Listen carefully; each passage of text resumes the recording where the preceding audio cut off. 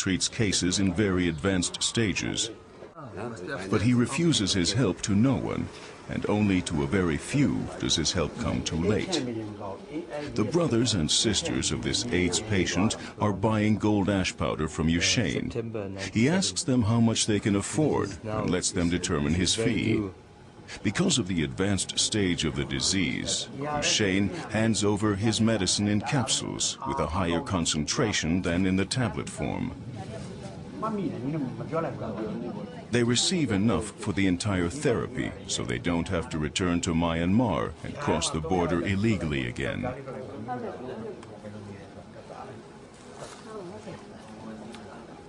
The tablets have already had an effect on this woman. Only 3 months ago, she was very thin and ill. Now, Ushane is satisfied with her progress. Her hands in particular have grown much stronger. The woman was afraid that she and her 3-year-old daughter, who was also infected with the HIV virus, would die. Her blood tests document that she managed to rid her body of the HIV virus within 3 months. Now, when he was after being treated by gold ash powder, he was sent to the clinic to be tested again on the 1st of July 96, 3 months, and found HIV test negative. So she was so shy, she wanted to run when the foreigners come. She was infected by her husband, a sailor, who finally died of AIDS. Only after his death, when she and her daughter both contracted AIDS, did she hear of Ushane and obtain the gold ash powder from him. She and her daughter will both have to take the medication a while longer until their conditions stabilize.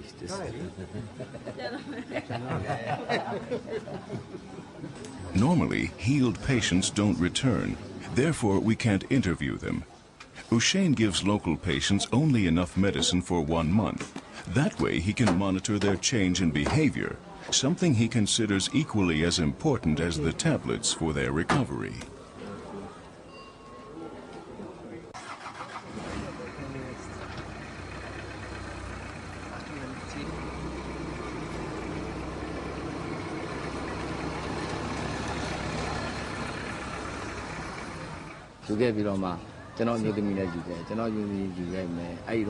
I'm a doctor at a large hospital in Rangoon, and I have been using Ushane's tablets for years in my clinic. I'm head of the tuberculosis ward and have achieved great successes with the tablets. Yeah. So he had many tests. Yeah. Our lives have changed completely since we've been coming to Ushane to pray. We were always short on money and suffered lots of misfortune. But now all our new business ventures are going very well, and we've become happy again, as a family. My daughter often comes here to pray for our well-being. Her daughter takes praying very seriously. She concentrates on wealth as she prays so that it will grow. She does it so intensely that she becomes unconscious or falls into a trance. This is perfectly all right for the instructor. Ushane has several who give exact instructions on how to meditate successfully. Many of these people have become wealthy by using these prayers and keep their promise to use their money solely for good ends and to donate generously to social and religious projects. Part of Ushane's work involves freeing patients from possessing spirits. In order to summon up the intruding spirit, he inactivates their ego consciousness with the sweep of a hand. The intruding spirit is fierce and agonizing. Ushane attempts to arbitrate, for it seems that this spirit will only depart of its own free will. It is the woman's husband from a former life who is still jealous. The girl is supposed to placate him by remaining a virgin a while longer and not seeing other men. He will only depart if she obeys. Otherwise, he can throw her to the ground, suddenly and at any time. Spirits can also have negative intentions. These attacks used to be much more frequent and severe. Thanks to Ushane, they don't recur as often. In the past, I only had to look at a man and I would pass out. My sister and I sing in bars, and it's bad when men stare at us. I used to collapse often and go crazy. It only improved after I promised not to marry. Do you have to remain a virgin too? I'm not a virgin anymore. Like my sister, I've sworn not to marry until my husband from my former life gives me permission to do so.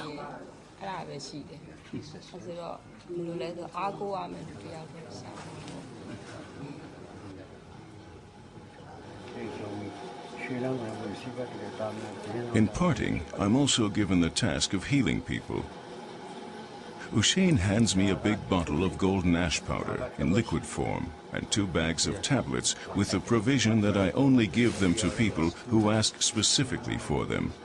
His medicine has proven to be full of blessings. There are methods which don't require medication or operations. For Hia Park, the Korean shaman, or Manshin as she's called in her native country, dance is a medium for healing.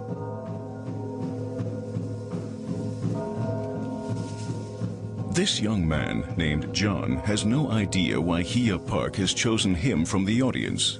Purely by chance, he walked into this shamanic meeting only an hour ago.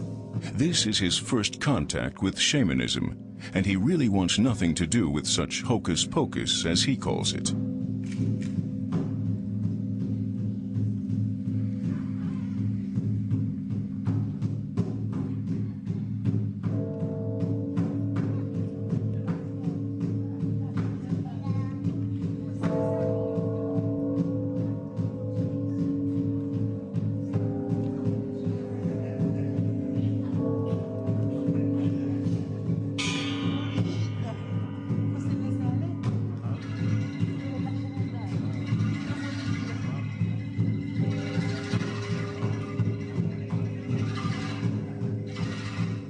She tames his impulses to flee like a restive horse. He tries to escape one last time, but the small, delicate woman knows how to use her strength.